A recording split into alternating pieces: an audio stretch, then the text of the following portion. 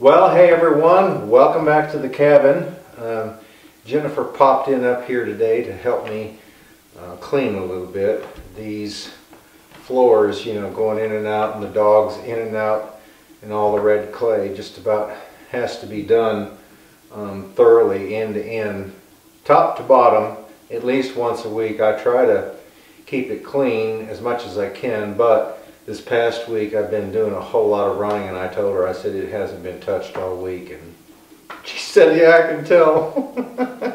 It needed me up here. She brought me another toy.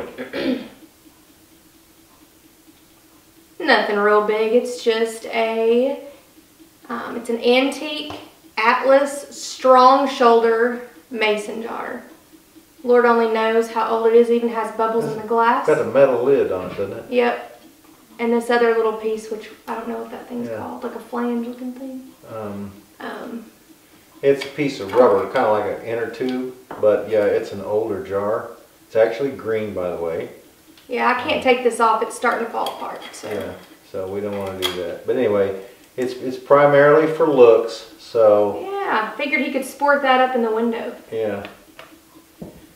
Then, you know, Jennifer, I'm giving her at least a dozen eggs a week, isn't it? Or half a dozen? Yeah. I think the chickens are producing about, what, 6 eggs a day maybe? Yeah. So I'm getting quite a few. I've been giving her half a dozen at a time. I take my sister a half a dozen at least once or twice a week. I've been giving my neighbors some, and I'm eating all that I want. And I have, how many over there? Probably 15. Yeah, maybe so more. We're just basically making sure that they're rotated. None of them really are more than a couple of days old because I rotate it, you know, as I give it away. So, yeah, we got nice eggs that are not refrigerated because they'll keep 2 or 3 months just on their own like that, in their own natural little container. Yep. So there is some different but good news. Got a call the other night asking me if my dad might be interested in about 6 to 8 chickens. And of course I called him and he said, well, depending on how big they are. So I called my friend back and I said, well, how big are they? She said, that's the catch. She said, they're not. She said, my son, his name is Decker, he loves chickens, and one of the things he wanted for Christmas was an incubator. And she said, they have over 30 plus chickens already, and she said, Jennifer, we cannot hatch any more chickens. She said, so we wanted to know if maybe you all might be interested.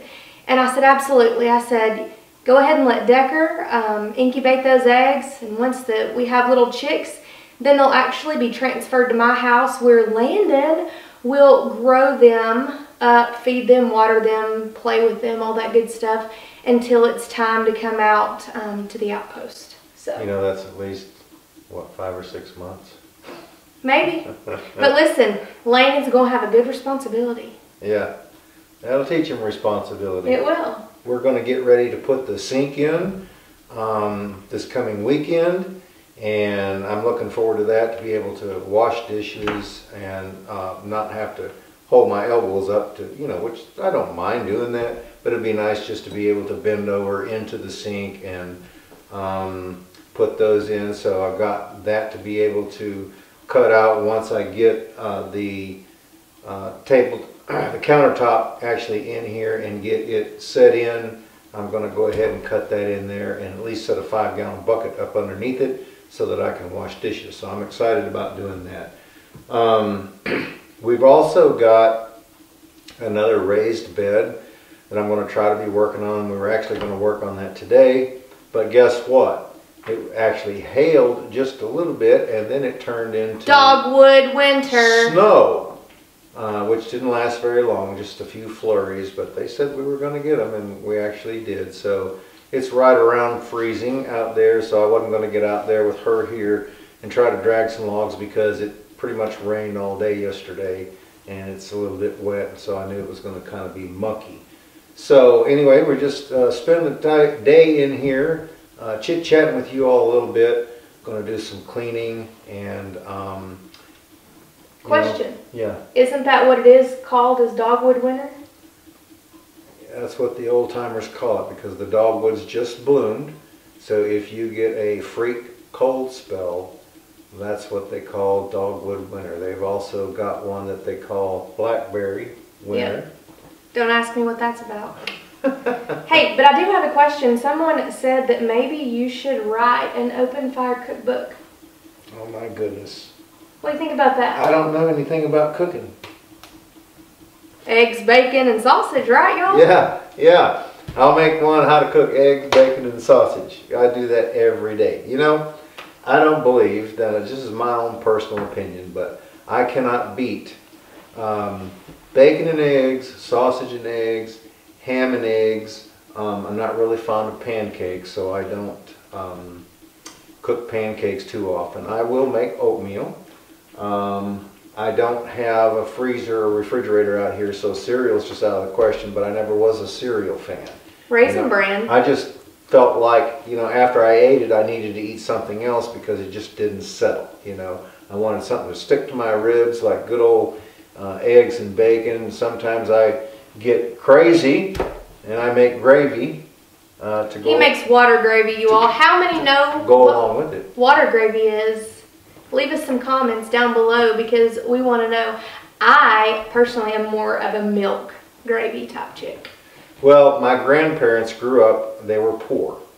And even though that they may have a cow, they, you know, still had a large family. So any way that they could cut corners, so they learned how to make gravy with water. And you can make it thick, you can make it thin. I really liked mine on the thin side. That way I could, what you call sopping up the gravy. You know, get that biscuit, stick it down in there, motion around a little bit, and then your tongue will absolutely slap your brains out. Trying to get to more of it. Yeah, the thickness is all about the roux you make. Yeah. But to me, the water gravy, especially if I brown the flour a little bit in the pan before I actually add any of that, to me, that's just as good as the other gravy that you can make. That's how I grew up. But I'll make gravy sometimes. Sometimes I actually don't have anything. I just don't feel like, so I'll make some coffee, you know. And I'll tell you what, that new, what does Patrick call it thing? A Chemex, right? Yes. That new Chemex, I'm telling you what, it really, I'm surprised it makes really good coffee. I mean, it's just a simple little glass jar with a coffee filter holder. Put the coffee in there and pour that hot water through. It's just something about it, man. It really makes good coffee. So, so tell me this. the cookbook. Well, wait a minute. We're still talking about the cookbook. Oh, well, I was just trying to hurry back to Cedar Trees. What else could I put in there about the cookbook? Rag cabbage. Oh, rag cabbage. I could put that in there. Yeah, you could. I like to make the steak with the sauteed peppers and onions and stuff like that. I mean, you all, I could add to it, you know. Kimchi. I don't make that too often, but that's something that I learned to make back in my martial art days. My teacher was from Korea, so he taught me how to make, actually they call it kimchi. But, you know, I don't know, we might think about it. Jennifer's actually the Outpost recipe holder. Okay, Jennifer needs to be the one to make the cookbook. Listen to him talk. And she could put in there how to do her cannon in the oven. Remember how she did a little cannon out of the oven when she was canning those tomatoes? But anyway, yeah.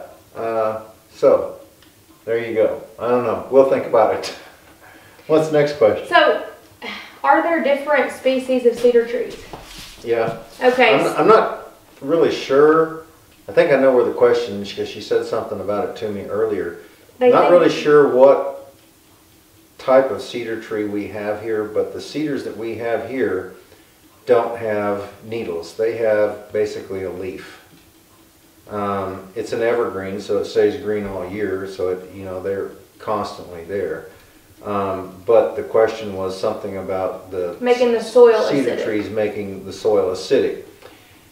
Those are the types of plants that I'm going to plant in those areas. So I believe it's tomatoes like acid. I believe the potatoes, if I'm not sure, I'll have to look that up. But all of that is fresh topsoil down there. and it is raised up really high from the ground, so I don't know that that would even really affect it. But yeah, our cedar trees that we have here, they don't grow very big. Every once in a while you can find one maybe about 10 inches, 12 inches, and that is on a good day. But most of them, they'll grow up to 6 or 8 inches and then they topple over. You know, they get tall enough and then they topple over. So, not really sure what species they are, but they don't really, the needles that we have around here come from the pine trees. So. Someone was telling us that they have a still and that you could go to Rural King and get tri-link chains. You can even buy them in a 2-pack for an even better price. So I said that I would pass it along. I've told Dad, and Dad said it might sound like a very good idea. When she said still, all I could think about was the one that I've got sitting over there in the corner that I bought off of Popcorn Sutton. Still, S-T-I-H-L. Oh, a still? Yeah. Okay. Not a moonshine still. That they literally... Let's talk about the chainsaw. Yeah. How did they cover the holes in the still? In a moonshine still, how did they cover the holes? With ketchup. With ketchup. You put the ketchup on there because that copper pot gets hot enough where that ketchup basically turns to like a gum and it will plug up the holes. Popcorn told me that, and you can go to Moonshiners, and I believe, I can't remember which one of the guys was talking about, who was it? Digger? No, I can't remember. But anyway, they were talking about popcorn and covering some holes that they had that sprung with some ketchup. So I knew that they were for real when I started watching Moonshiners, and they started talking about that because Popcorn told me that personally. And that was way back in the 90s. Yeah. You say that like it was a long time ago. Well, 90s, 2000s, then the teens, now we're in the 20s. Yeah. No. Just think, I was born in the 50s. I'm 38, by the way, just had a birthday. Really 21 in my head, always will be. My dad is still my dad in my mind. I guess I'm a kid. My brother, I'm still like we're just still little. Now, isn't he? Yeah, and in my head, we're just little, like still. It's kind of crazy. I will always... They're never too big for a spanking. Listen. He'd do it too. Do not put it past him. Hey. But... What do you call Chewbacca if he gets chocolate in his fur? What do you call Chewbacca if he gets chocolate in his fur? Yep. I don't know. A chocolate chip Wookiee.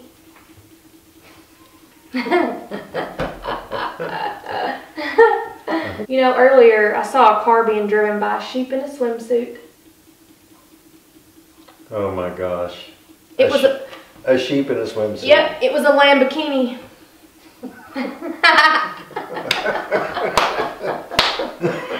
A Lamborghini. Smokey and Dolly are outside on the porch. We had to put them out because they were just so excited to see Jennifer that they were just tracking things everywhere. We were trying to clean the little piles that we were trying to sweep up. They were like a little magnet. Going everywhere. Yeah, okay? And just... So I knew that when we started cleaning that I was going to have to, you know, do something with them, so we actually put them outside. We really are going to have to jump on those raised beds because next week I think it's supposed to be really nice. So I've got to pull up some logs, I've got to put that old debris, and I've already got some stacked down there, but I need to put that in there. And then I don't think I'm going to rob this topsoil. I'll still go ahead and bring some out of the hollow because I don't know exactly how much I'm going to need up here. I've already got some spread on this side of the house. All of this gravel at some point will have to scoot all the way back up to about the tiny house because I want to make that where I've been parking the vehicle out there. That will be a little bit of lawn out there as well, and then going up to the kitchen. So I'm probably going to try to pile some of that up. I still need to figure out where I'm going to cut another road up because I don't want to continue to use that one going up by the kitchen. but I'll come up from down in the hollow, up on top of the hill by the chicken house, and then I can come back this way at least to those raised beds that I've got by the outdoor kitchen. I don't think that I'll have to come down any farther, but that will still allow me to be able to get the tractor up there to, you know, do anything that I need to do.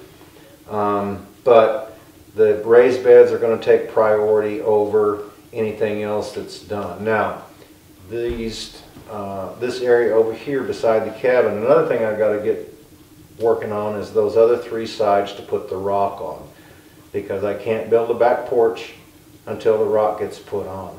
I can't finish the landscaping until the rock gets put on, because the dirt's going to have to go up over the footer and kind of be sloped back a little bit. Plus I got to put the drain in on the back side and these 2 sides. So the rock, I'm going to be starting filming rocking again, okay? I'll be rocking. You will. I'll be rocking. And just remember, it's all about a day in the life of him. Yeah, we get comments about, you know, that I should probably do a lot of these in a, what do you call it? Like a time lapse. Time lapse. Well, I can't do that because the time lapse, like putting the siding on, I would have had to have waited. I think I filmed 7 or 8 weeks of that. Never thought it was going to end, but finally it did. But it would remember that dance you did the day it did? It would have taken me 8 weeks before you all would have got a film. Okay, and to do all this rock, it would take a long time to do that, and then it's going to kind of be in the way of me filming other stuff, because then you would notice, well, that rock, when did he do that? You know, so basically you guys see it as I'm doing it here. So if you're new to this channel, this is an everyday thing. So I will be filming the Outpost series that I do. Basically every day when I get up, I add all those little bits together to come out with the video that I upload for you guys. So that's something that's going to have to be taking place here shortly too, which is going to be a priority, because it's going to hold up landscaping, it's going to hold up a back porch that I intend to put on, and just a whole lot of other things. So you put more spindles on that back porch? On the back porch? Yeah. You just make your own railing and miss me with it. That was hard work. Woo! I'll be sure, and I'll know ahead of time when Jennifer's coming out, and I'll save the spindles. No, he won't. For her. But yeah, that's some of the things that we've got planned. Starting on the new barn, starting on the root cellar. Oh, the root cellar, I didn't mention that. We will probably start on the root cellar before we do the barn, because we're going to need that come harvest time to be able to store things in, because I don't know that I'll have enough room in here. Not only for canned goods, but those things like potatoes and stuff like that, that, you know, will basically just go in there on their own. But that's something, it shouldn't take too long to build it. It might take some time, you know, to cover it and finish off the front, but to get it functional, that's my main goal. So that will start on before we actually start on the foundation for the new barn, but that will be coming up real soon. So hey, listen, what's also real soon is me buying some Kimberly Queen ferns. Those are my favorite ferns. I'm gonna have to get Dad some. They're beautiful and they stand straight up instead of those old Boston ferns that just hang, and if the wind blows, they do this number. Oh, they have a bad hair day. The neighbor called the other day and said he had the cuttings of the plantings for the blackberries that he's going to give me. Now these are the blackberries that have no thorns on the stem or the vine, whatever you want to call it. And these are the blackberries that are about, I'd say 4 to 5 times the size of wild blackberries that you find. I mean, big ones, so as big as your thumb or bigger. And really sweet. I can't remember, it was in the fall, because he gets 2. He can harvest them twice. He can do it in the spring and he can do it in the fall. And he's got a couple different varieties, and he's going to give me a cutting off of that. And so I'll need to find a place to plant that. I don't know if we should put them up here where nothing can get in there. I would put them where nothing can get them. But listen, you all, cobbler time, cobbler time, cobbler time. Cobbler time. But anyway, yeah. Homemade ice cream. I'm going to have to get those in the ground because you want to kind of put them in there when it's still cool. Kind of like trees, you know, you transplant them in the early spring and in the late fall, or plant them. Anyway, but yeah, we're going to go ahead and answer a few more questions, guys. This video is going to end up short because it's such a nasty day outside. What else did we have that we needed to answer? Here is one person that said that they think the root cellar should have a round door like some of the Hobbit houses. I think that's just primarily because people have seen it on TV. The door could be, you know, a different design, just like the one on the outhouse I round to the top of the corner. But I understand where these people are coming from because they see it on television, just like it was the Lord of the Rings, I think, where the hobbits became pretty famous, but some of those had a round door. Perhaps using some leftover stone from the fireplace. A lot of that, I have plans for it, but I have I'm going to have a whole lot of it left, I think, and I actually know where I got it, so I could go get more as needed, but they're talking about leftover stone from the fireplace on the sides and the archway. I think that would look good. Cedar shakes would be attractive too, but a long, laborious job. Sounds like my kind of job. You know he doesn't do anything shortcut. Long and laborious. Yeah, that's pretty funny. Some of the people are talking about the antlers that they would be a good gun rack. So now that I have several, you know, I may go ahead and make a gun rack. I just finding a place to put it because I've got so much stuff up here already. But yeah, that's a great idea for antlers.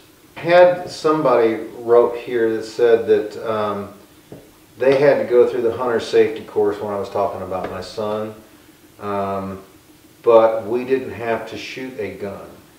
I just couldn't wait to go hunting with my dad and brothers. Congratulations to the winners.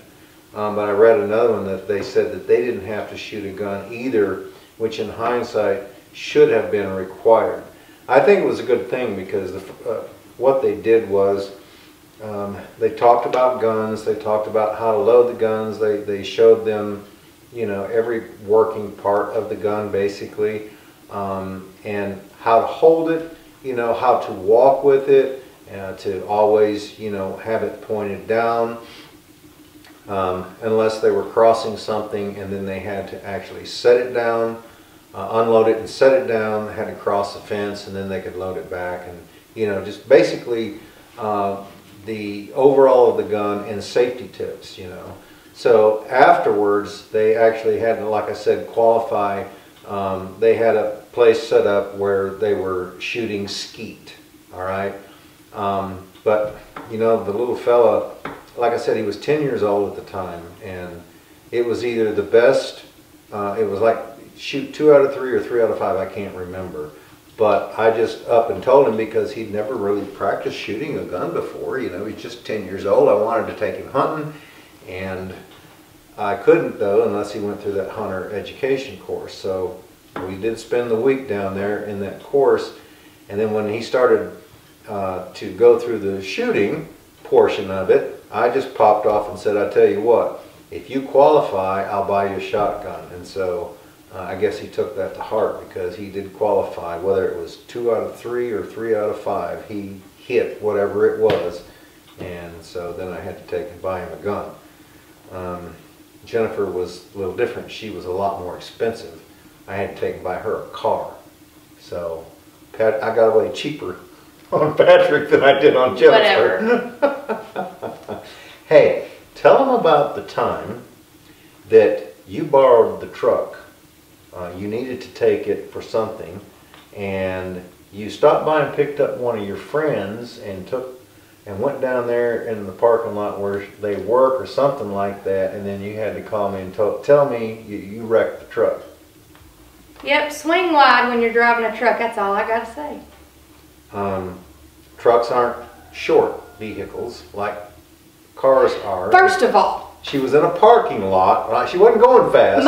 In my defense, coming from a small town, it all matters on who you know. I literally got my license. I didn't take driver's ed, didn't do any of that. I got my license just by driving in a square in the old Winn-Dixie parking lot, okay? Did you know that? I'm sure you did. Well, when she got to that other square, she didn't do so well. I did not swing wide, and I caught the back end of a K5. They were K5 Blazers, right? Yeah. A K5 Blazer. She was basically going around it, and then as she got the front end around, she just went ahead and turned that wheel, not thinking that her rear end was coming around faster at this point, and she took out the side of my truck. Yeah. Then she and in hindsight, you should always, you know. Then she had to call me and tell me that she wrecked the truck. So, anywho. I'll never forget that as long as I live. But anyway, no, the... So can I tell you a secret? Go ahead. He's not known this for probably 22 years or more. So where we used to live, he was gone. I think he went to work or something. Didn't you have two vehicles? Because you had the Firebird, the Trans Am, and something else. I don't know. He was gone out of town's all I know, and I knew where the keys were to the Trans Am. And I took that baby, honey. It was black, and it was beautiful. And I took it for a spin. And it was a 6-speed. It was one of them big ones. I'd never been allowed to drive it, and I wanted to feel cool. So I took it for a spin in the mall parking lot. And what made me so happy is, you know, it had 6 speeds. Well, reverse, instead of being in, you know, on a stick down, it was up. Anyway, I had a really good time, brought it back without a mark on it, and he never knew about it. Bam, there you go. Well, probably a good thing. Because he loved this car, y'all. Like, what was it? It was a what was it? Pontiac Trans Am Firebird, but what was the make of it? I mean, it was loaded out. It was the last year that they made them. Pontiac soon went out of business, so it was the last Firebird ever produced. Anyway, it was nice. It was slick. Rick, no pun intended. I had to feel good. I had to go to the mall, you know. Anyway, guys, we're going to go ahead and cut the video here. We certainly do appreciate He's going to kill me. I'm going to be a goner. Hanging out with us here at the Outpost on Show and Tell, Choke and Puke, Spit It Up, and get in trouble 22 years later. Know all, tell all. Anyway, guys, we hope that you have a great day. You all take care. I look forward to seeing you back up here at the cabin again next time. See ya.